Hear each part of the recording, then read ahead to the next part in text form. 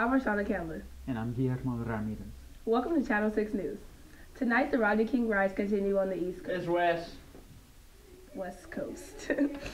While California recovers from the two largest earthquakes of the century, but first, the debate of abortion has come to its breaking point again. In the nation's capital, advocates for abortion rights have gathered in a rally. Roe v. Wade was a historical decision of 1973 that made abortion legal in every state during the first 2 trimesters of pregnancy based on the person's right to privacy. Today, women are protesting to keep that right in the largest protest march in the nation's capital, which has had hundreds of thousands of people come to D.C. The Republican Party is quite anti-abortion. It's pretty obvious. Let's go to Elsa, who's on the scene at the pro-choice rally in Washington, D.C. Save the babies. I'm here live at the protest. So why are you pro-choice? Babies deserve to live. God made women to be mothers and have families. Some would say that describes the platform of pro-life Republicans. What does pro-choice mean to you? Women have the choice to keep their babies.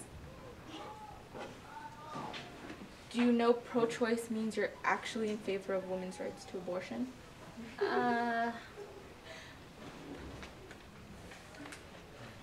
We'll go to Annalisa with the weather. It's a cold one out there today, almost as cold as the royal marriage. So break out your windbreakers so you can stay warm while chilling with your homies. Thanks for that cool forecast, Annalisa. Maybe Princess Diana and Prince Charles will take a trip to the Caribbean. I agree. We'll be right back with more news about this week's must-see flicks right after this. On that note, let's take a look back at the Gulf War. Now, this left some Americans a little bit uneasy about the Middle East. The Gulf War began in August of 1990 when Iraq leader Saddam Hussein ordered the invasion of Kuwait. He refused to withdraw by mid-January last year, and this began the Operation Desert Snore, which caused Operation Desert Storm. This lasted 42 days until George Bush declared a ceasefire on February 28th. Now, during this, gas prices dropped, which was an unexpected outcome, but is actually only $1.70 higher than February of last year. We've actually taken a poll of the Americans to see how they think about this change. And our field reporter has more on this story from the source.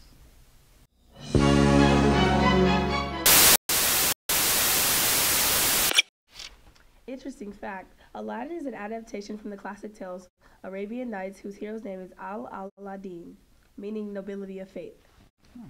Disney has said, quote, "What war?" Hey guys, in recent news, the Dream Team has woken up the world. The 1992 United States men's Olympic basketball team is the first American team to feature active NBA players.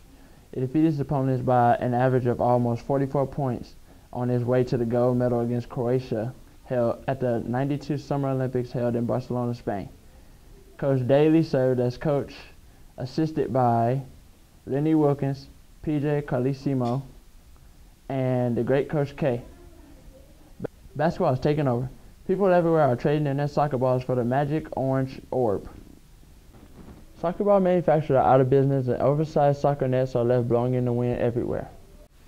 Thank you also for that insightful story. About 20,000 people died. We should have a moment of silence for them. Next up, it's rock versus rap on the charts. John A. hit the streets to ask the kids what it's all about. I'm here in downtown LA interviewing 2 young men about the heated battle between rock and rap. Yo, what's happening? I just want to say Tupac is the greatest rapper of all time. He spits wisdom that y'all rock and roll kids are too busy whining about to understand. Wake up, America. Hold it down. Listen, man, everything is wrong, alright?